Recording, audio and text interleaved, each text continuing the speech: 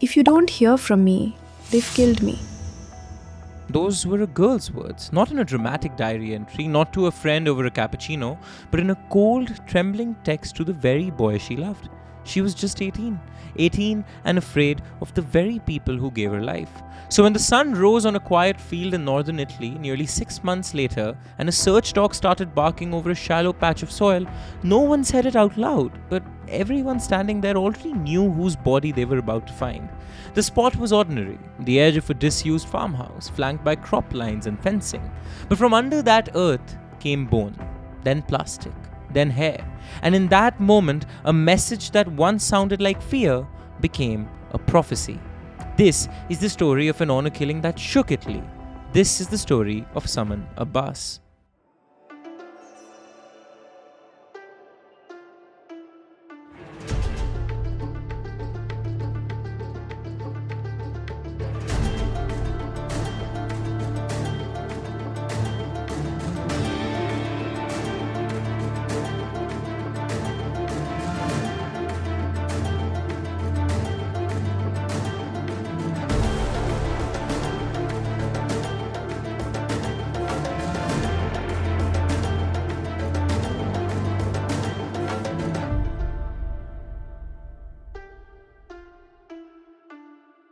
Hi everyone, welcome to the Desi Crime Podcast, a show where we dive deep into some of the craziest cases from around South Asia.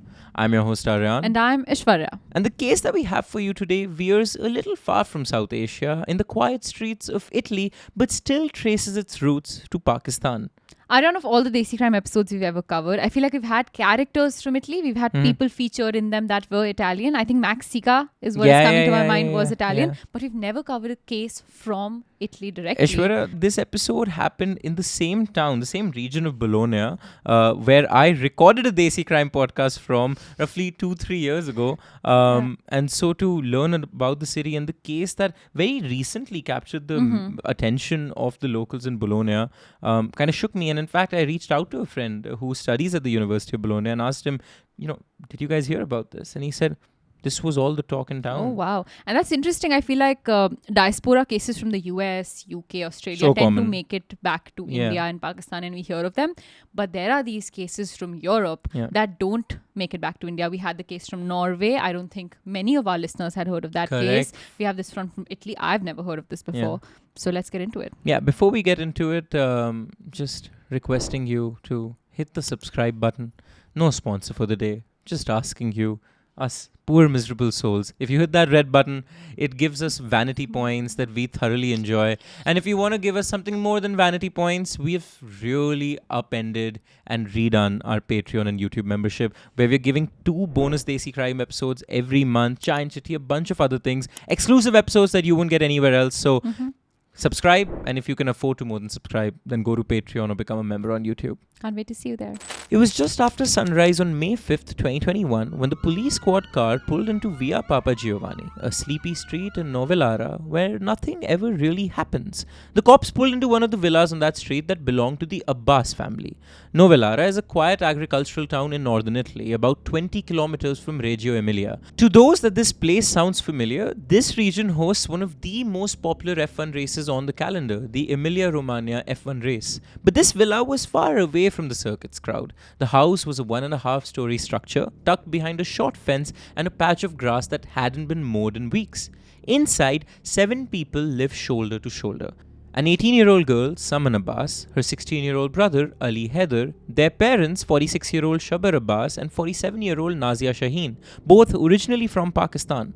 There were other people who lived here. Saman's uncle, Danish Hasnain, a 33-year-old man whose presence seemed to weigh heavy in every room. And then there were the 2 cousins, Ikram Ijaz, 28 years old, and Noman ul Haq, 33, who had recently arrived in Italy for work but had become permanent fixtures in this house. Behind the home, long greenhouse-style structures stretch across the land where the family grew tomatoes seasonally. While a generational Italian might use these tomatoes to create a lovely ragu sauce, this immigrant family used it also for dishes that brought them closer to home, such as tomato gosht. Far away in southern Europe, they were trying to recreate their home in Pakistan.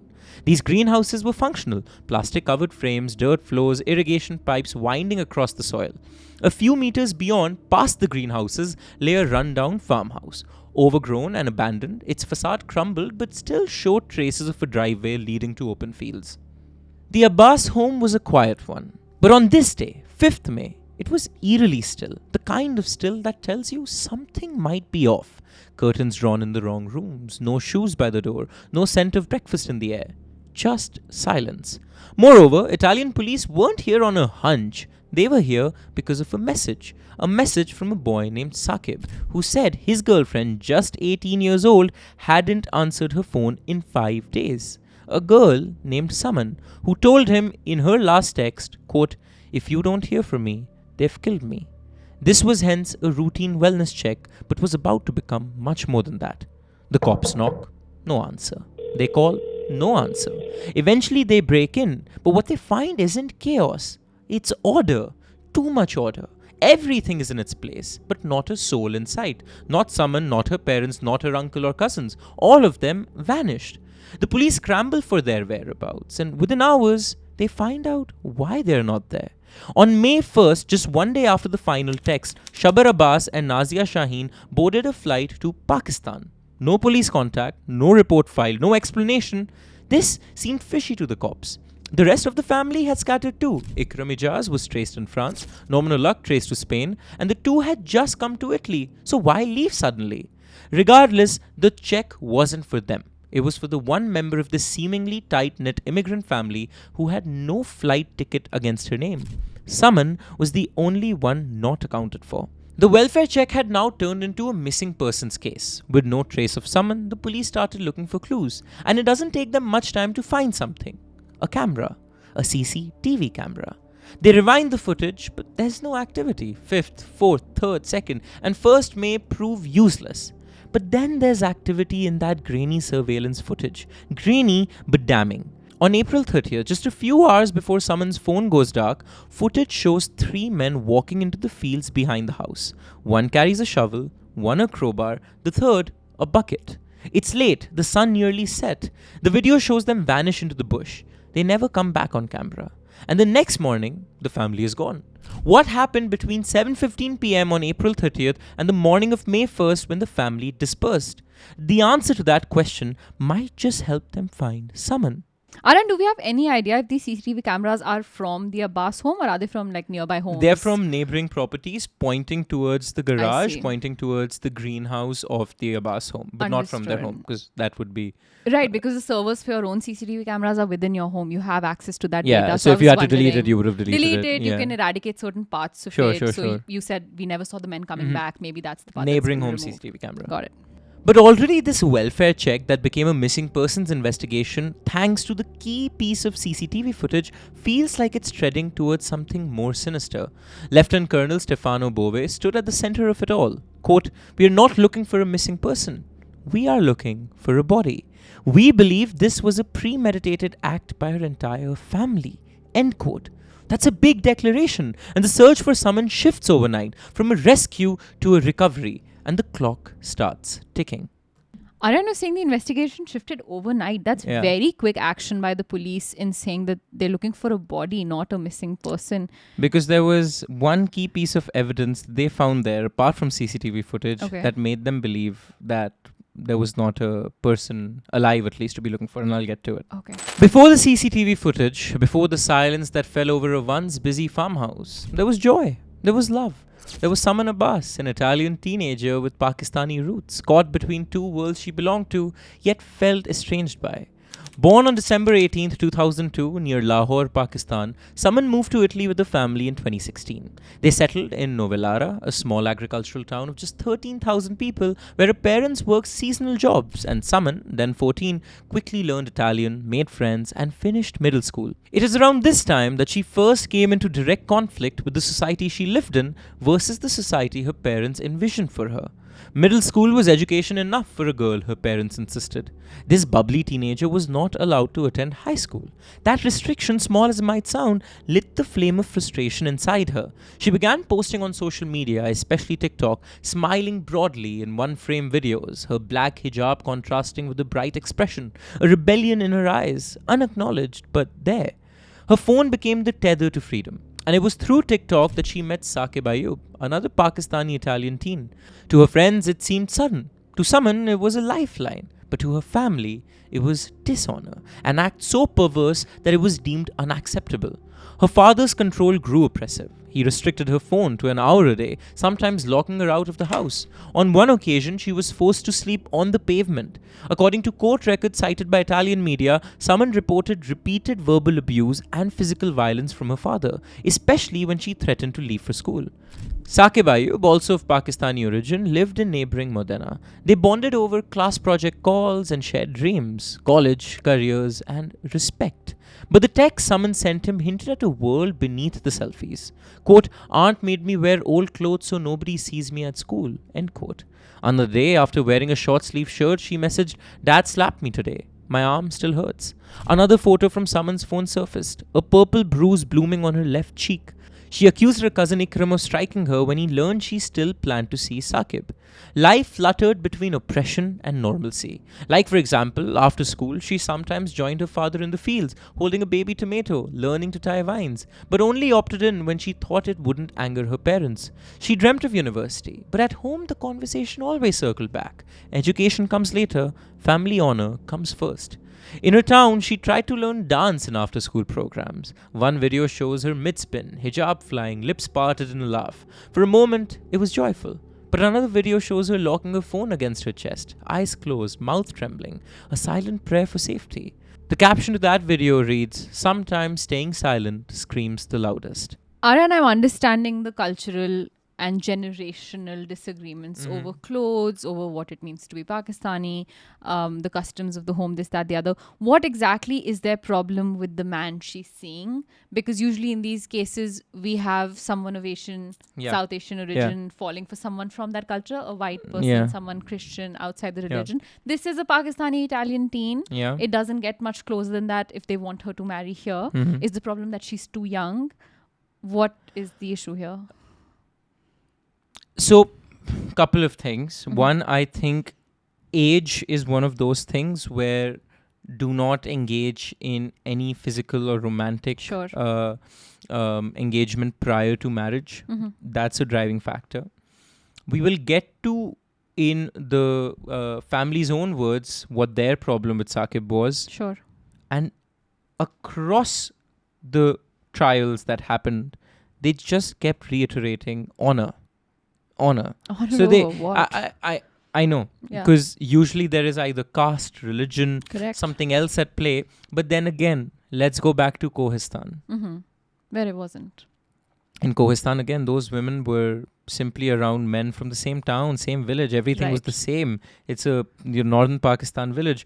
So what angered and infuriated them to bludgeon 5 women to death? Just the sight of women dancing while men sing folk songs. Right. So it was a culmination of, I think, that same mentality that you cannot be engaged in a romance that's not sanctioned by us. And clearly she lives in Italy, right? So it's not like her form of romance would be, looking into each other's eyes. I'm sure they're going out, they're hooking up, they're doing things.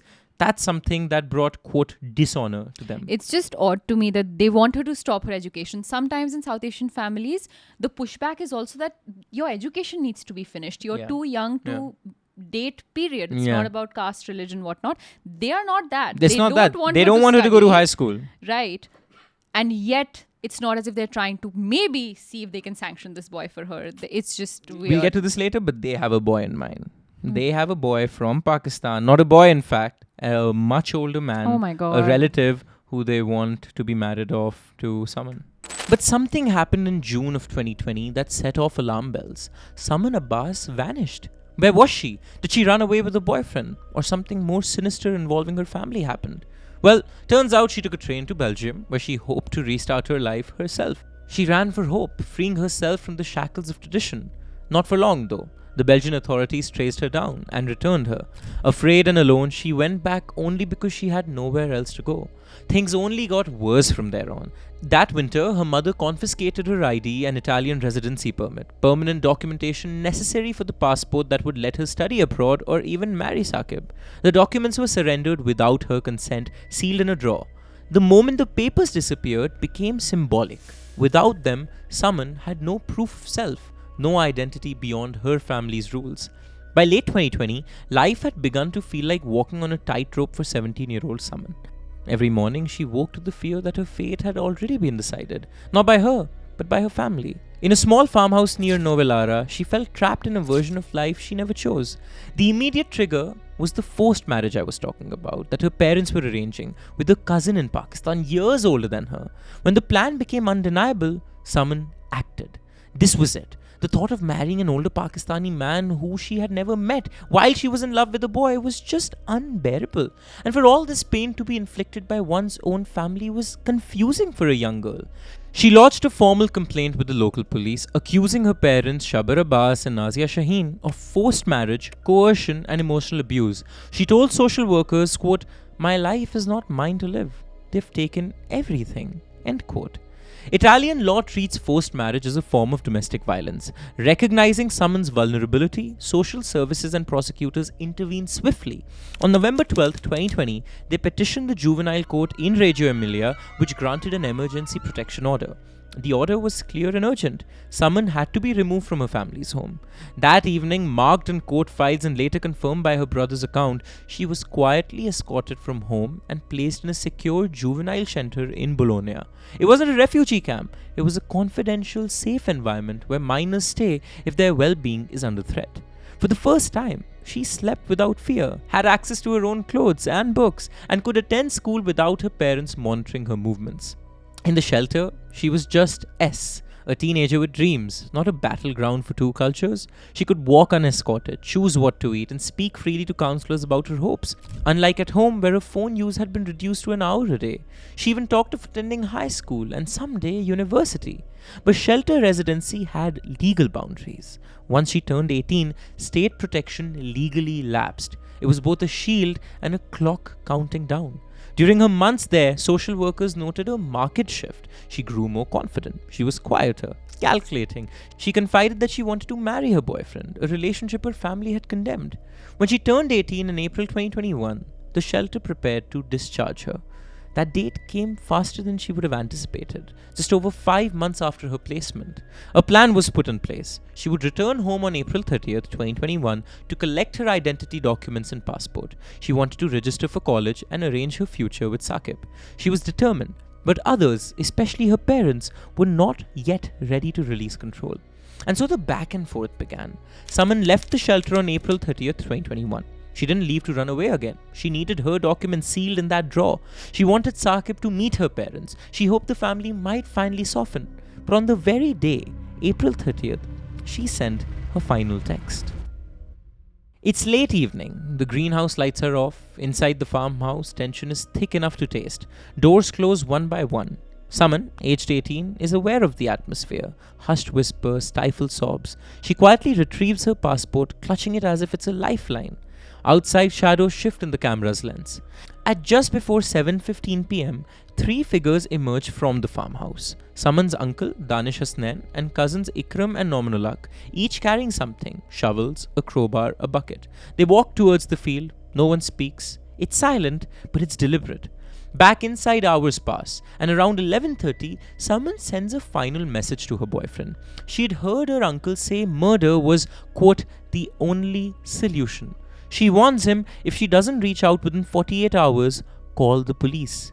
He dials, but the line goes dead. CCTV footage reveals that moments after that text she sent, Saman comes out wearing jeans, a zip jacket, and a passport in her pocket. The footage clearly shows that from the wee hours of 1st May, you can see a well and alive Saman walking out with her dad and mom. Her gaze doesn't stray, they're walking her out. Footsteps crunch on gravel. They pass under the cameras. You can clearly see the 3 members of the family walking towards the driveway and escaping the frame. Then for a few minutes, the CCTV footage reveals nothing. But then, at 12:10, at midnight, on May 1st, Saman's father appears alone in the camera frame. He's dragging a backpack that looks like hers.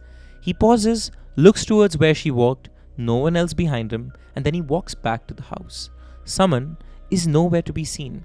Whatever her father did to her, whatever the family conspired to do, was now done. All that remained was escaping, and the next part of their evil plan was set in motion. Saman Abbas, Saman's father, and Nazia Shaheen, her mother, waste no time. Within hours of Saman's disappearance, they pack their belongings and head for the Milan airport. Surveillance data and flight records confirm they board a flight bound for Islamabad, Pakistan, where they have extended family. They don't file a missing persons report. They don't contact the police. They just vanish. Meanwhile, the three men seen with shovels on April 29th in the evening, Danish Hasnain, Ikram Ijaz and Norman Ulak, go their separate ways. Ikram Ijaz, who's 28, doesn't linger. He moves westward, slipping out of Italy through Ventimiglia, a well-worn migrant route that borders France. His path is deliberate, thought out, likely assisted. By May 2nd, he's no longer on Italian soil. He fades into Europe, leaving behind only his image on grainy surveillance footage. Norman Ulak, who's 33, charts a different course. He crosses over into Spain, avoiding major checkpoints. Whether by bus, foot, or a network of informal contacts, he distances himself from Novellara fast and deep, as though he knew exactly what kind of manhunt would follow. And then there is Danish Hasnain, the 33-year-old uncle. He vanishes in plain sight. Perhaps he believed he could outlast the search, or perhaps he thought silence would shield him longer than escape. When the cops arrived at the quiet villa on May 5th, they didn't just find CCTV footage. They also found a person, a boy, alive. Huddled in a back room, quiet and guarded, Ali Haider, just 16, was there. Saman's younger brother, the only family member still in Novellara. He isn't arrested, he isn't cuffed. He's just taken into protective custody. The investigators know he hasn't gone anywhere, and they know he might be their only window into what happened after that final walk through the greenhouses. At first, he says little. His family had left him. Maybe fear stopped him from talking. Maybe guilt did. But then slowly, the details begin to emerge. He tells them about the tension in the house, how voices had been raised, how Saman's relationship had become the subject of every single fight. And then he tells them something that shifts the entire investigation. Quote, "My uncle, Danish, he told me we killed her." Ali says he heard Danish speaking to others after Saman disappeared, that Danish talked about digging a grave, that the older men had planned it, that it wasn't a spontaneous loss of temper, it was a plan. The investigators write it all down, every word, because this boy, barely old enough to drive, just became their star witness. Outside, the tomatoes continue to grow. The fields remain undisturbed, but thanks to the one person who did not run, the ground is about to give up its secret. 17 months, almost a year and a half, have passed, but no new details emerge in this case. Saman's younger brother had given the police clues, but it was just one witness and his recollection. There was no body, no forensic details. Some wondered maybe Saman, who's a teenager, just ran away. But the police knew that it did not add up. They needed to find her family. And a breakthrough finally came. For months after the disappearance, Danish Hasnain, the man suspected of being Saman's killer, simply vanished. While the rest of the family fled to Pakistan, France and Spain, Danish did not leave Italy. He hid in plain sight, reportedly sheltered by acquaintances or distant community members. Despite a European arrest warrant issued in the summer of 2021, he managed to evade capture for months. The police believed he was still in Italy, but he remained just out of reach. That changed in November 2021 when authorities finally located and arrested him. The details of his captures weren't released publicly, but sources confirmed it happened in Reggio Emilia province, not far from Novellara. The man who once moved freely through the Abbas home and greenhouses was now in a holding cell, facing mounting evidence and a growing weight of silence. For nearly a year after his arrest, Danish said nothing. Not a word. The perfect criminal. He maintained his innocence. Then in late 2022, something shifted. Whether it was pressure from prosecutors, psychological fatigue, or sheer inevitability, Danish finally broke. During a closed-door session in the presence of his lawyer, he made a statement that changed the course of the investigation. Quote, "I will tell you where she is," he said. And with that, the silence ended. On November 18, 2022, investigators, forensic experts, and the Carabinieri, the official police of the region, returned to the edge of the Abbas property. Danish was not with them, but he had given clear enough instructions. Behind the greenhouse, past the tomato rows, just beyond the perimeter where plastic sheeting gives way to wild brush and concrete ruins, there stood the old farmhouse, abandoned, overgrown, and rotting. And just behind it, a slight rise in the earth. This wasn't the first time the area had been searched. It had in fact been combed over multiple times with cadaver dogs and ground-penetrating radar in mid-2021. But the body was buried deep, at least 3 meters down, and in a place masked by rubble and building debris, it complicated the detection efforts. But now, they knew where to look. That morning, the digging began at dawn. The forensic team worked slowly, peeling back layers of soil and discarded bricks. It was a mixture of earth and construction waste, a deliberate grave, concealed under layers that would blend with the abandoned surroundings. Within hours, they found plastic sheeting, then the fabric of clothing, and then, unmistakably, human remains. The body was curled, the limbs tucked close, wrapped tight in plastic. It hadn't been moved since the burial. The Italian Carabinieri in a press note described the discovery as a, quote, tragic confirmation of what they'd suspected over a year ago. Forensics chief Calogero Paci confirms that the skeletal remains are substantially intact and that there's no evidence of post-mortem relocation, meaning she had remained in that grave since the night she vanished. She was still wearing the same clothes she had on the night she disappeared, a brown cotton jacket, jeans, the same small frame they had seen on CCTV, walking into the night with her parents. In her neck, the forensic team found the clearest evidence of violence, a fractured hyoid bone, the U-shaped bone that almost always breaks during manual strangulation. There were signs of asphyxiation, damage to the surrounding tissue. The pathologist noted no indication of defensive wounds or post-mortem movement. She had been killed efficiently, silently, and left here the same night. Danish's directions had been precise, and his decision to speak after 17 months was not accompanied by remorse. In follow-up interviews, he did not deny his involvement. He didn't offer an apology. He simply confirmed what the police had long suspected, that Saman was buried there as part of a pre-arranged plan, that her killing had been orchestrated to protect, quote, honor, that the family had known of this. The location of the grave, so close to the family home, sent a fresh chill through the investigators. It wasn't far, it wasn't remote, it was hidden in a place where they had once worked and walked, where tomatoes were grown, where Saman had once played. It had been right there all along. Ali Haider, Saman's younger brother, had spoken of the possibility months earlier. In statements to the police, he said that Danish and the cousins had talked about preparing a hole behind the greenhouses, that one night he heard them speak about where the body would be buried. He hadn't known if it was real or if it was just talk.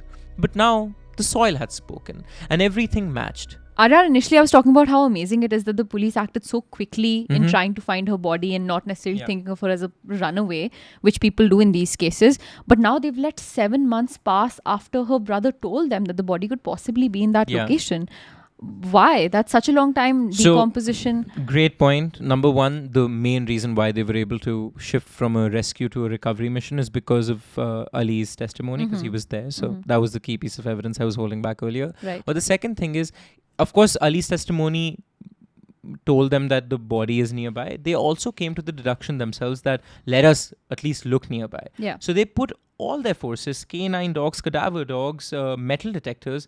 The one thing this family did rather smartly in burying her body is that it was mixed with concrete. There were other things that it was buried with. Right. So that prevents the dogs from sniffing her out because there are far more layers. And it was wrapped perfectly in plastic sheets. It was so tightly wrapped, in fact, Aishwarya, when they uncovered it after nearly 2 years, the body was still intact. That rarely happens. Right. So that just goes on to show the amount of planning and the meticulous nature in which they sealed her body. So that's why the cops were unable to find it. Of course, you can't dig up an entire villa. Sure. It's also a farmhouse, and there's a yeah. greenhouse. So where all do you dig? Right. And 3 meters is like quite a lot of distance down earth to dig out for every square meter. So that's why they were unable to until Danish pointed it out.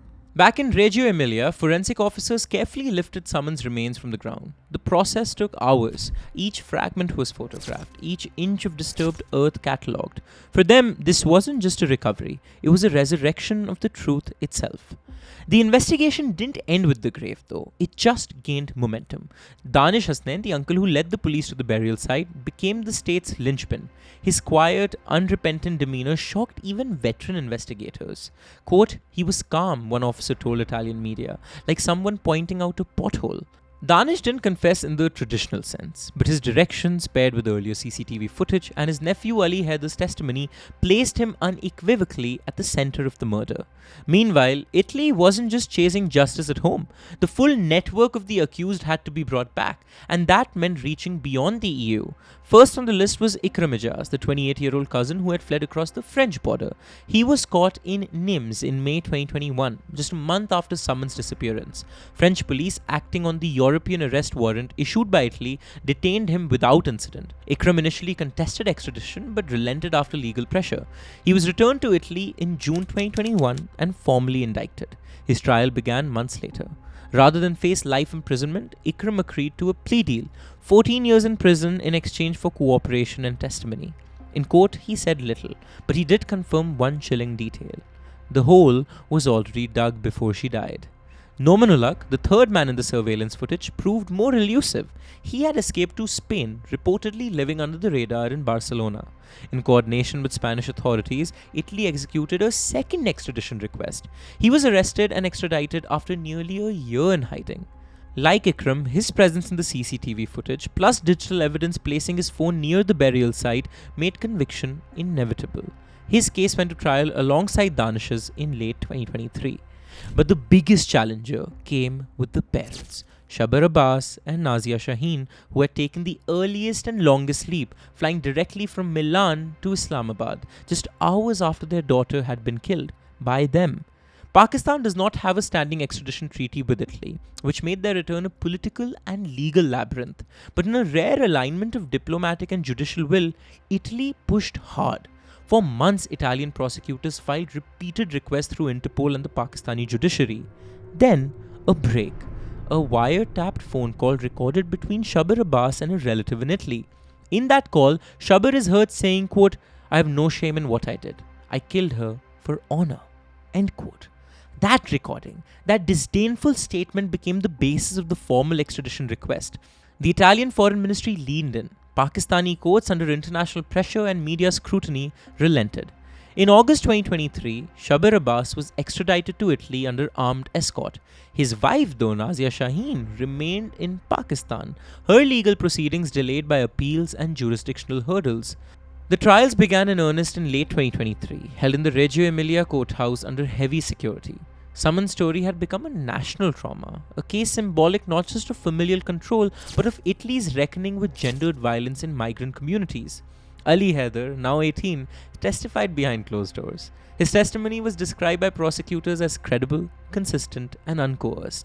He repeated what he had said 2 years earlier, that he heard his uncle say, "We killed her," and that the plan had been discussed long before Saman returned home from the shelter. Some of his statements in the court were chilling. Quote, "They spoke about honor and punishment. I didn't think they would actually do it. I didn't know what to do. I didn't want to lie." It's not easy to lose your sister and then tell on your own family. At the end of this trial, he would be left with no one. But this now 18-year-old boy truly became a man that day. In the Reggio Emilia courtroom, prosecutors presented not just the CCTV timeline and the forensic report, but also months of phone records, digital pings, and the language of silence. They told the jury that this wasn't a heat-of-the-moment killing. It was premeditated, coordinated, and honor-driven. They showed the text Saman had sent her boyfriend. "Tell the police if I don't text in 48 hours, come help, please." In their final remarks, the prosecution said this wasn't just a murder. This was an execution cloaked in tradition. It was a crime against freedom. Even after her husband was extradited, Nazia Shaheen's absence left a glaring gap in the pursuit of justice. But on May 31st, 2024, after 3 years in hiding, Pakistani police, acting on an Interpol red notice, raided a village in Pakistan and arrested her. Presented before an Islamabad judge the very next day, her capture marked the culmination of international efforts to bring all involved to trial. Italian sources, including the ANSA news agency, confirmed that on August 22, 2024, pale and dressed in a simple salwar kameez, Nazia was boarded onto a chartered plane bound for Rome airport, firmly under escort by Italian and Pakistani law enforcement. Once landed, she was immediately taken into custody and lodged at the Rebibbia prison, pending her formal transfer to Emilia-Romagna for sentencing. While the initial verdict in Feb of 2023 was without the mother present in her absentia, as it's called, just last month, a higher court confirmed the verdict. In April 2025, the Bologna Appeals Court reaffirmed the life sentences for both the parents and upheld the life terms for both the cousins who in the previous hearing were acquitted. It also reaffirmed Danish's 22-year sentence. The court observed that Saman's murder was a collective effort, quote, neo-medieval in nature, targeting a young woman who embraced modern freedoms. Ikram Ijaz got a 14-year sentence resulting from a plea deal. Norman Ulaq, originally acquitted, was ultimately found guilty on appeal and handed a life sentence, concluding that his actions were integral to the conspiracy. International responses echoed the verdict. Italy's Islamic religious community released a public statement denouncing the act as, quote, anti-Islamic and shameful, underscoring that honor killing has no theological basis. Saman Abbas was just 18. She had dreams shaped not by rebellion, but by the quiet, everyday desire to live on her own terms, to love, to choose, to be free. And for that, she was erased by the very people meant to protect her. But in the silence of her absence, the soil spoke, her brothers spoke, the evidence spoke, and one by one, the walls closed in. It took years, borders, and a country's will, but the truth was unearthed, literally and in court. Saman did not survive, but her story does. Maybe in that there's a warning, to never confuse control with culture or murder with tradition. If you like what we do here at Desi Studios and absolutely love what we're wearing today, this is merch you can go buy all for yourself. You can buy this Desi Crime merch in our YouTube store on the link down below at Kadak Merch. Keep the engines at Desi Studios rolling so we can pay our videographer right behind the camera to make these amazing episodes just for you.